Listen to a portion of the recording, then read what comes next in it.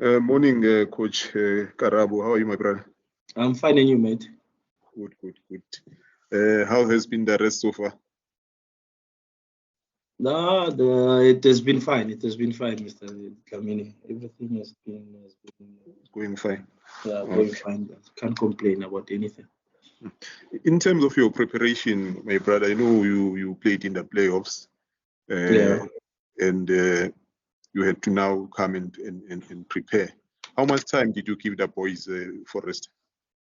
The boys, I just gave them a week off so that they can go and see their loved ones, and then come back refreshed. So after that week, we just said that no, we shall resume training on Monday.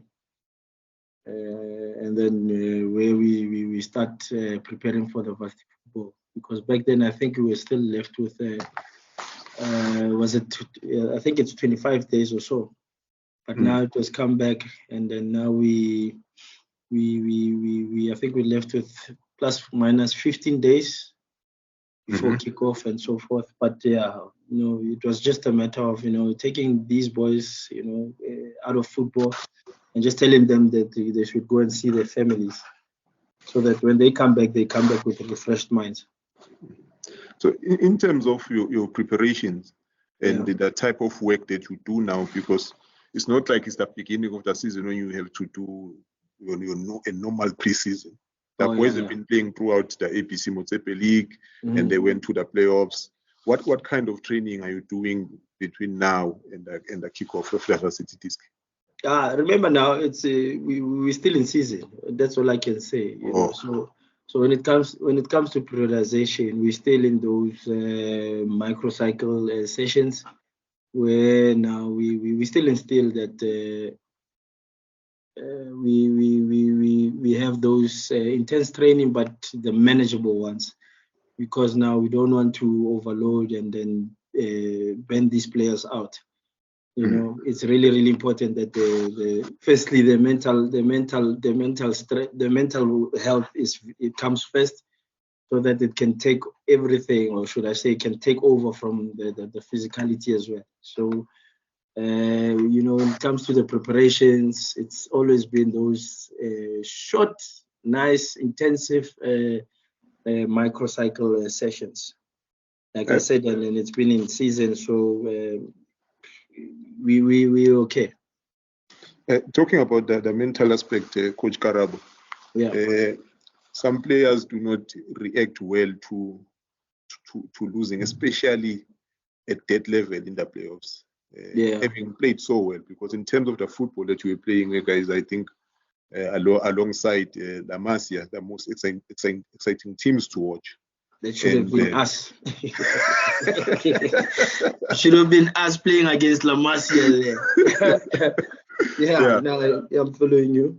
So how do you deal with them now, having to now again switch on mentally for the Varsity disc? The boys, that's one aspect that we've been drilling all over the years, that some competitions we might find them that it's so difficult to lose them, basically. It was not a train smash. It was not a huge task for us to work around them, but we only noticed a few that they really needed this in order for their careers to be revived. But along the line, when they came back, now you could see that now this time they are ready. They've made peace, and they are willing now to go on to the next competition. And regarding the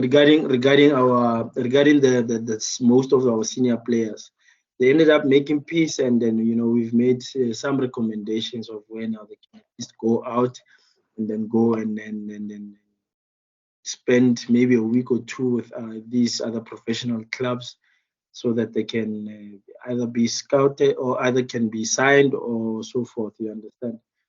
But it was just a matter of the whole squad. They are fine now, and then they are willing to move on and then prepare themselves for the upcoming varsity football. So it was not really quite a mission for us to what is but to booze of Kaja. Coach, in terms of the composition of the team that is going now to participate in varsity football, yes, sir. In terms of the percentage, how many of the boys we saw in the playoffs are eligible to participate, taking into consideration there's requirements, your academic requirements, and so on, to be eligible to play? So how many are we looking at? We're closely looking at plus minus 85% of the players will be participating there. Shopping ukhona ngithi. Yeah, shopping ukhona. Yeah, shopping ukhona nje. Ayiqeda abantu le out. Yeah, I blind. Yeah, shopping ukhona, and your Lisibas, your Katlejos, your Tepisos, your Lesejos. Yeah, most of them are there. You understand? Remember now, we had an average age 20. Our average age was 26. Only two, 26, 27. Only two were 26 and 27. The rest were yeah. So, Coach Karabo, like I said, one of the most exciting teams to watch in the playoffs. Yes. And in between games, I was able to have a chat with you, but it was mostly about, the actual match itself, which was more like a post-match interview. We never delved into you, Karabo, as a coach, to say, where does it start for you, to get here, and what informs your football approach, your philosophy, how you want football to be played? Because, like I said, very exciting to see. So it's always interesting. How did it come about? Why didn't you end up we coach a Pagi Pass, but playing we coach a exciting football? Yeah, it goes down to how I was also recruited when I was a young boy as well by Supersport. Where now Supersport back then had a program with a Dutch football club called Feyenoord. They had a combination, and they had a partnership where they called it Supersport Feyenoord Academy. And it goes down to how I fell in love with how Dutch football, with how Dutch people and Dutch football was made so simple, and the way they play it, you understand? Where now you see now it comes to when we talk about playing attacking football, but manipulating space, manipulating formations, where now you play a 4-3-3, but you can still play a 4-2-3-1, and then you can end up playing a 3-4-3. It's one hell of a information of where you can do a whole lot of stuff. And I just fell in love with how they coach, their coaching philosophy, where we say most of the time, I ended up saying, with me, attacking football is the simplest way to victory and success, which is why we play open and attacking football. You understand? You understand? And with my 2 cents, or with my little bit of spice, when it comes to my philosophy, it's a matter of how do we manipulate it. We're saying that we attack in moments, but we still take care of the ball. We attack in moments, but our technique, our way of attacking should be crystal. Should be crystal clear. Everything should just be neat. I speak of passing the ball on to the next teammate. The value of the pass, the technique behind it, and then what do you do after passing the ball? It's really important, because now at the end of the day, now football has grown where now you use space. You talk about time, space, and distance. If you don't have distance, you have time and space. If you don't have space, you have time and distance. So it's really, really important. So, like I said, Vele, I've ever since followed Dutch football. And when I got promoted as well, we were trained to make football simple. It seems like you are born alive, like a lot of people and then a lot of youngsters, they don't instill the simplicity part where what do you do with the ball? All the time you would say, okay, let me pass this person the ball before he may receive the ball. When he receives the ball, the first thing that he has to do is to we call it showboat. You understand? Now we consider, we talk about time. You understand? How quickly can we enter the opponent's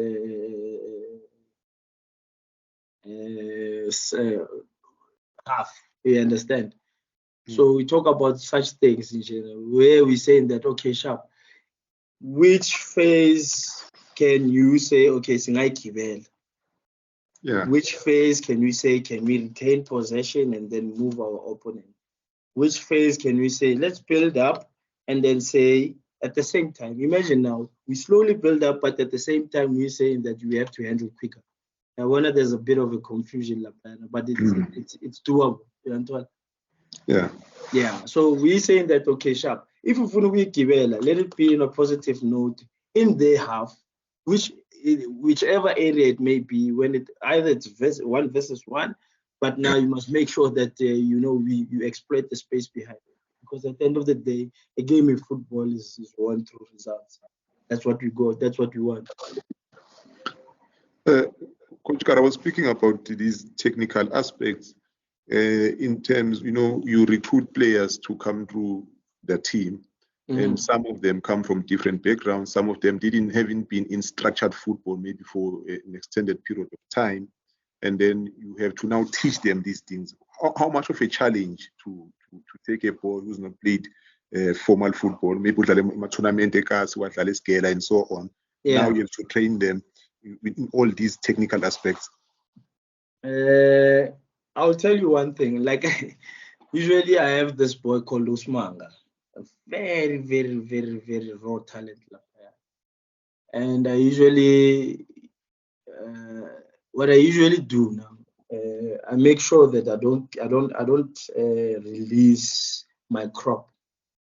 You understand? So whenever I may bring in a new player, he must see my type of football, or should I say, he must see my philosophy. He must see on how I want him to play and on possessions. You understand? Obviously, the player would come and I would recruit the player, and then you would think that, okay, Chef, you might think that, okay, Yeah. But he sees that now, once he comes to the camp, he sees that now I'm lashing at him. I'm telling him not to do this, where I saw him doing this, and I'm telling him to do the right things. And then he ends up sulking and so forth. And then now you put him into practice where you put him into a game, and then he does things whereas you had explained that this thing is just a waste of time. And then after doing that, once he notices that, you know what, hey, it's an intense game, we're playing, at the highest level and so forth. That's where now you see now the player now slowly but surely grows, and then he changes his way of thinking, he changes his way of playing football, he changes his way of, molding himself as a player. You understand? But usually it takes time. But I could say, Vele, after 6 months, that's where now you see now a player now starting to dwell in and starting to evolve and starting to play much more simpler football. You understand? Because I usually tell them that, when you just take the ball, pass it, get into space. It's as simple as that. You understand? So you end up okay, like the coach I know for a fact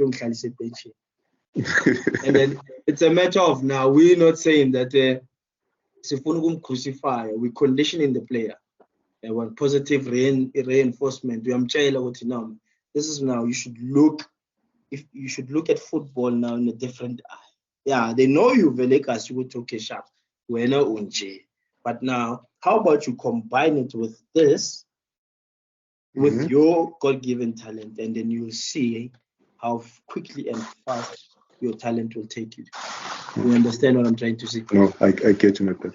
Yes. Coach Karabo, if possible, are you able to push your laptop a bit forward, because it's sort of maybe back, because it cuts, and I end up not seeing. Do you want to see me, or do you? Yeah, forward? I want to see back, so that. Back. Okay. Is it fine? That's better, much better. Yeah, thank you. Yeah. Coach Karabo, what are the challenges in coaching a university team, coaching student athletes who have an academic responsibility and an athletic responsibility in terms of balancing that? Yeah, you just mentioned it now. You just mentioned it, the academic responsibility.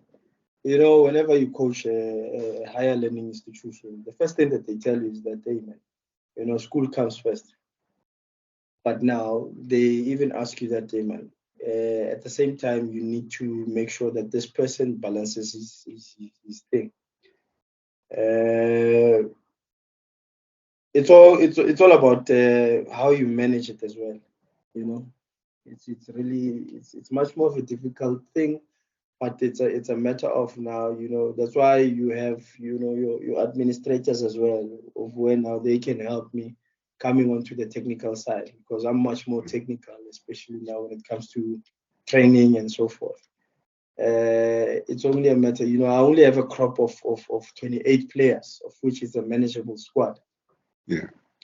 And then on top of that, you know, I always instill that these boys, whenever they are finished enrolling and registering for whatever modules or for whatever programs that they do, it's really important that they must draft out the timetables so that they can give it to my PA.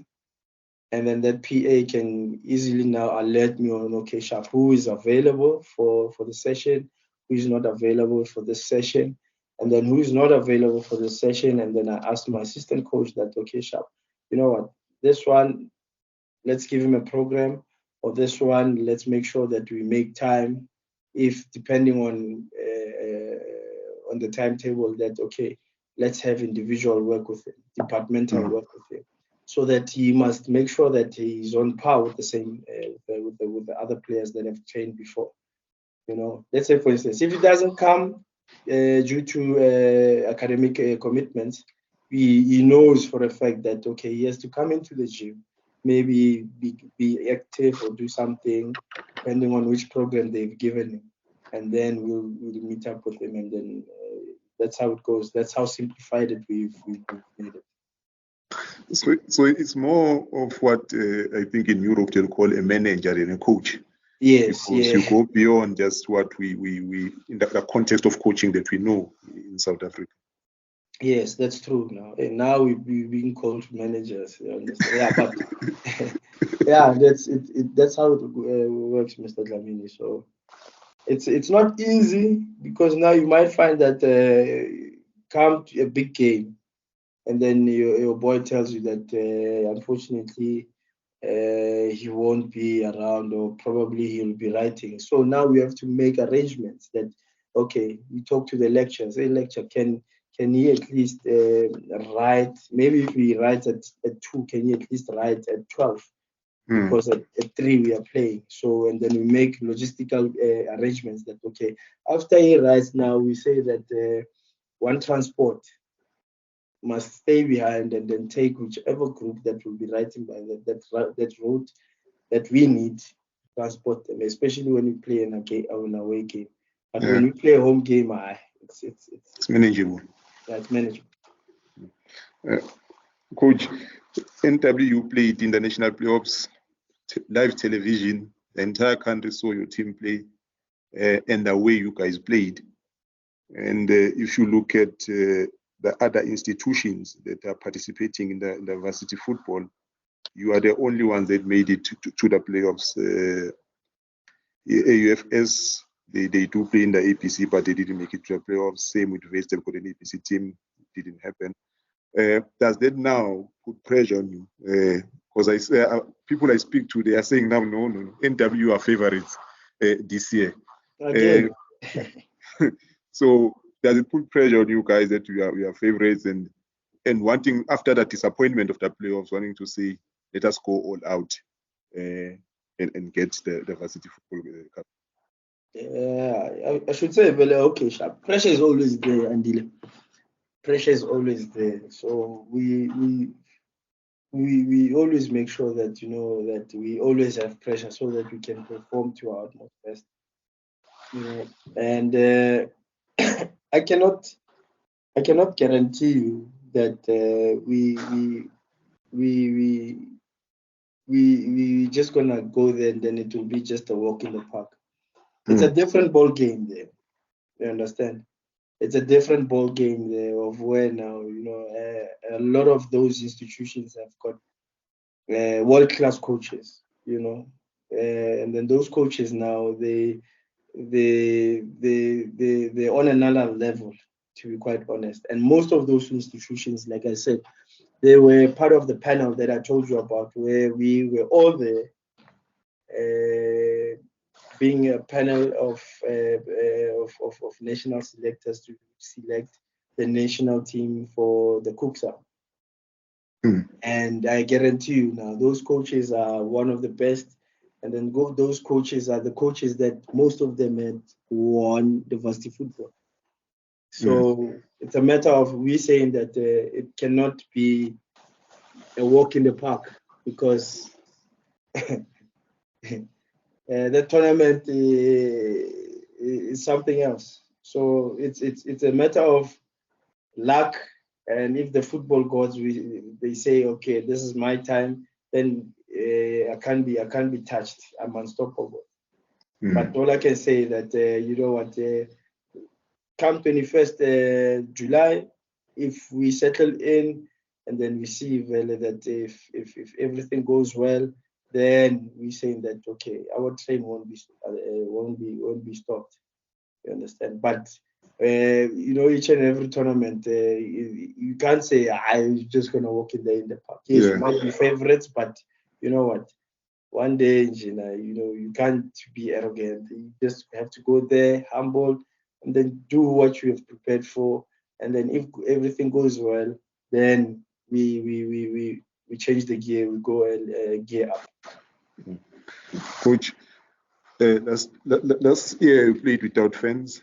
The restrictions have been lowered now, a bit relaxed. We're going to have fans in the stadiums, and I'm told that the atmosphere in NWU is electrifying. I was actually speaking to Coach Nick yesterday from UP, and he says you must go there. It's amazing. Absolutely. Yeah, you know for a fact that we have 13th man. Let me just not 12th man, 13. Yeah, you understand? Yeah. So here especially the ambience is world class. Yeah, and then the people of Mafeking, they basically love football. I guarantee you that once now the fans have been, in fact, they're allowed. Once we have a home games, you'll see the atmosphere that will be world class. And I also advise you that you must always, whenever we play our home games, we'll have one hell of a good time. No, I'll definitely do that, Coach. Any message to your fans? All I'll just say, well, you know what, it's really, really important that you know they must all come and they must pray and they must fully support the Northwest University. And I emphasize it to all of the people of this province that, you know what, it's really, really important that our football has to be recognized. You know, I tried, you know, to put Mafeking on the map, and unfortunately it never materialized. But all I will just say that, you know, we try again and then we move, we grind up until we get it, you know. So it's really, really important that they must support and give us, you know, the full support so that we can push and then make it. Coach, Thank you very much, my brother. I really appreciate you making time to speak to me. Thanks, Looking forward to your first game against Wits. And wishing you all the best in the varsity football. Thank you very much, Angela. I highly appreciate it, man. Thank you, my brother. Thanks, man. Sharp. Sure. Sure.